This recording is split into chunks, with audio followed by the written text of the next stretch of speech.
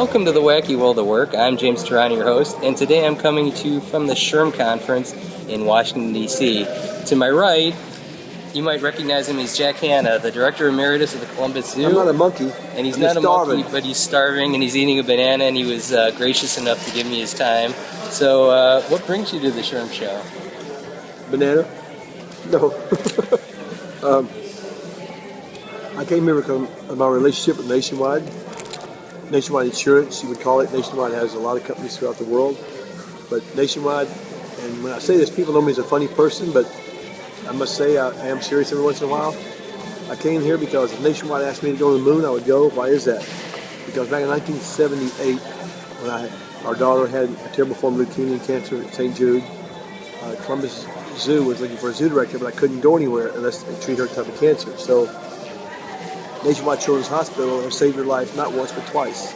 She's 41 now. She has brain tumors now. The point is, these folks, Nationwide does a lot more than human insurance. They have the pet insurance, obviously.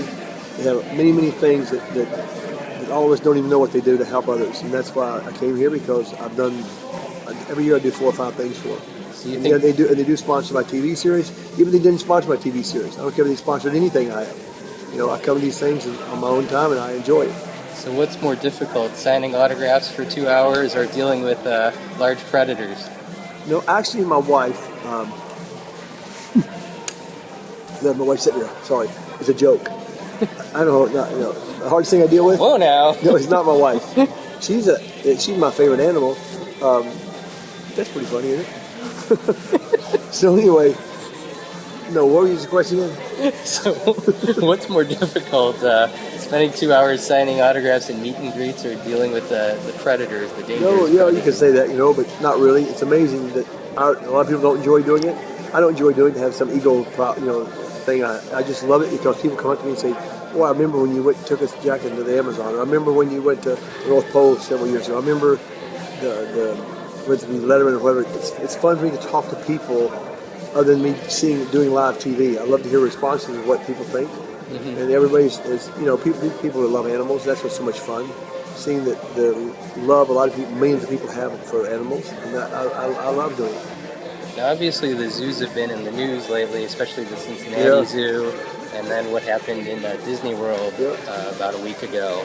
So, as a zookeeper, what qualities do you look for when you hire somebody for a dangerous animal response team? It's got to be a lot of pressure to make a decision like that. Yeah.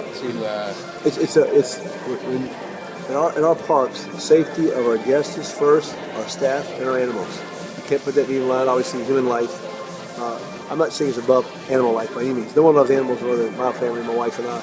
Nobody. Nobody's probably given us. We don't have a foundation really, but we've given a lot as well. Not just financially, but our lives. Our lives have been given to the animal world. I miss a lot of things with my kids, my 3 beautiful daughters, and my grandkids, because I'm constantly, like you saw, trying to answer questions like the gorilla and the boy, or the Disney thing with the alligator, or the lady lost her life at the Palm Beach Zoo. And for some reason, they do call me.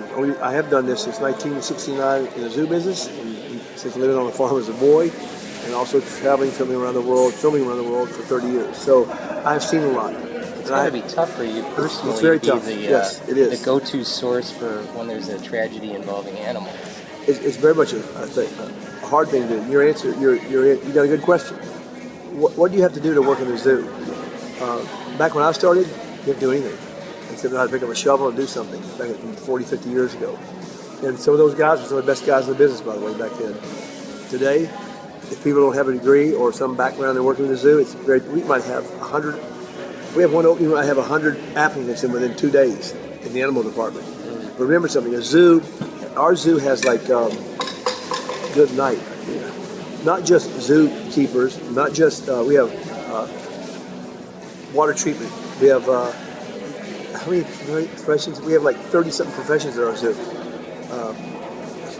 It just goes all on, grounds, maintenance, I can tell you everything. And the zookeeper is just as much a good part as everybody else that works in the zoo. It's a team effort. And you really have to have a team in a zoo. We hear about teams and companies. You've heard that. Our team. Mm-hmm. Well, yes, it is a team. It didn't used to be called a team, as you know. It's just our business, our factory, our zoo, whatever. But our team is probably one of the strongest teams in the country. We help each other. there are no, when I say mistakes, I'm talking about with dealing with the animals. You try to avoid that at all costs. We practice every week, every division of our zoo, whether it's the elephants, the tigers, the lions, the fish, whatever it might be. These folks are always practicing safety all the time. It's so much different in the older zoo world. Now, you were talking about that off camera with me. When you started at the zoo, you didn't know what a human resource department was. No, there was no human resource department. If you look back, I don't know the history of human resources. I'm sure they called it, I know they called it something else. Personnel department. Oh, exactly. They're in charge of personnel. Human resources is much more than that now. You find a good human resource director of your zoo or your business, whatever it is, that to me, I'm just saying this, is probably just as important as me hiring the vice president to come to the zoo. You know, I hired a guy named Tom Staub who runs it, and then he has a vice president, the human resource person. Whenever I go to the zoo, when I'm gone filming for, let's say, 4 weeks, a month at a time, or I'm gone somewhere, what do you think I come to the very first? You think I go to my office? I go to the front door. Human resources is our huge office building. Human resources is about 10 feet, what I'm talking about, 5 feet off when you come in the front door. I go right to that office every time I come back. I've done it for 30, 40 years. Why do I go? Not 30 human resource. Human resource, like I said, wasn't at the Columbus Zoo basically in 1978. Sure. I think we had just started that, and they called it personnel, like you said, until maybe till like in the 90s, even late 90s, maybe middle 90s. But anyway, that's when it's called human resources. That's what we called it then. Yeah. Now, I know you have to catch a plane, so I don't want to take up much more of your time. But just curious, when you're recruiting for a zoo position, what are some of the questions you would ask the candidates? Well, the candidates have already filled out a resume, number one, about what they want to be or what they would not want to be, what they want to maybe take care of. That's not, we hire a zookeeper or somebody, they might, let's say they want to work with the elephants, so let's say they want to work with the lions or the fish or whatever. They just don't go to that department just because they want to work there. Sure. For example, they come there to work, they could end up literally, for example, the elephants, if they want elephants, that's fine. Guess what you'll be doing the first year? You'll be picking up the elephant dung, you know what, the poop. Yeah, you'll be washing windows. The poop. You'll be washing windows. That's what you'll be doing. Why is that? Because the elephant has to hear, feel, smell who that person is. They don't just go up there and work with the elephant or feed it and that kind of stuff. So that's what they do in that department. Is in the cat division, exact same. They don't get near the cats. The cats, these animals aren't, they're pretty, they have their own brain. Are you happy with Ringling Brothers' decision to stop having the elephants perform? Well, it's not a matter of being happy. I happened to go to Ringling Brothers when I was, 47. I was 1955. My dad took me to a Ringling the Tent Circus in 1955. And I must say, that affected me a great deal in my life to learn. I've never seen an elephant. You think I'd ever seen an elephant somewhere? Back then, zoos a lot of them didn't have elephants, obviously, in those days.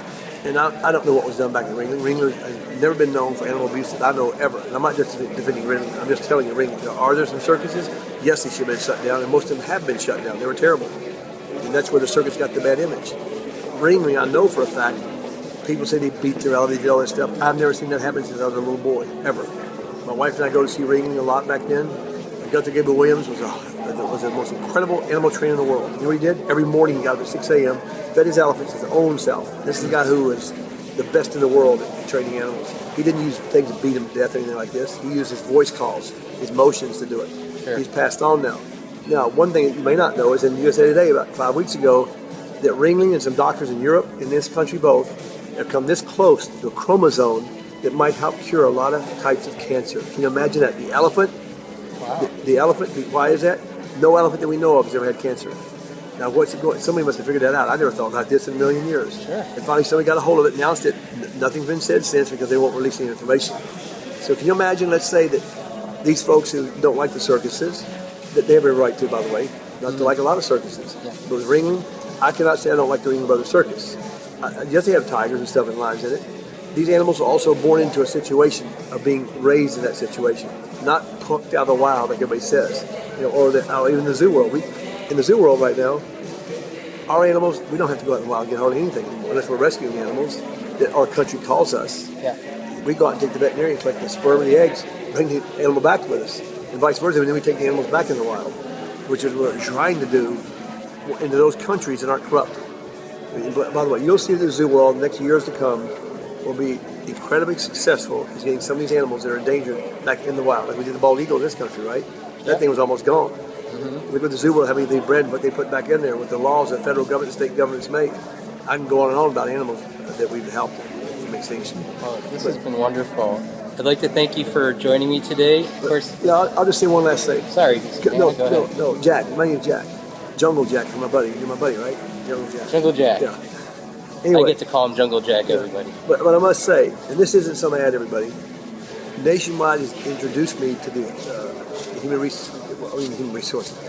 What we're doing here with this conference is all about. This is my second one I've been to. And I can see the people I meet, the hundreds, who knows how many people I met now at these conferences. And they're all, you can tell by each one of them that they're a communicator. You can tell that they can talk to an employee who's having a problem at home, or a health problem, or a problem where he's not doing the right thing. You have to have a certain talent to do that. You really do. And a CEO or head of a company like I was for a while, I didn't have anybody do that for me. My biggest problem was never the animals, it was the people. Finally, I figured this thing out. I said, how can I get one of these human resource people? And now, I didn't make fun of it, but I said, we don't need human resources. I ain't got any money to pay you. And a lot of the problems were started probably not with me. I didn't have the time to cover everything. And so that's why I love coming here, because I told you a story about Nationwide. Now again, I'll say it again.